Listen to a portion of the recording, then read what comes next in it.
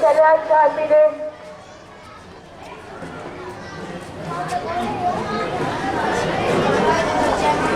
और भाई साहब 2 कड़क चाय बनाओ। अरे यार क्या बताएं कि देश की हालत कितनी गंभीर है। हर तरफ मस्जिद मंदिर पर विवाद चल रहे हैं। वैसे तुम क्या कहते हो अयोध्या फैसले पर? अरे कहना क्या है, बात साफ है। हमारे यहाँ राम अल्लाह की जन्मभूमि है, मंदिर ही तो बनेगी। ऐसे कैसे जनाब आप कह सकते हैं कि मंदिर बनेगी? वो हमारे खुदा का घर है, कोई इतनी आसानी से कैसे कब्जा कर सकता है? पहले मैंने चाय मंगवाई थी, हम पियेंगे। मंदिर बनेगी, मस्जिद बनेगी, मस्जिद बनेगी, मस्जिद बनेगी, मंदिर बनेगी, मस्जिद बनेगी। अरे यार तुम लोग यहाँ आपस में लड़ लड़ रहे हो। वहाँ किसी का एक्सीडेंट हो गया है, चलो चल के उसकी जान बचाते हैं। चलो चलो Hello, my name is Dr. Vergelius. I say that patient situation is very critical, so please manage the blood or group of. हमारे हॉस्पिटल में इस वक्त खून मौजूद नहीं है। आप लोग जल्द से जल्द खून का इंतजाम करें ताकि मरीज की जान बचाई जा सके। डॉक्टर साहब हमारा ब्लड ओ ग्रुप है, हमारा खून ले लीजिए। हमारा भी ले लीजिए। ठीक है, मरीज की जान बचाते। मरीज की जान बच चुकी है, आप लोग मिल सकते।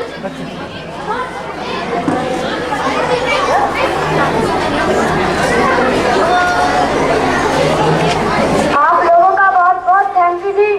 सुस्ती ना आते तो ना जाने मेरा क्या होता। वैसे मेरा नाम जितेंद्र सिंह है, मैं पंजाब का रहने वाला हूँ। आप लोगों का बहुत बहुत थैंक यू जी।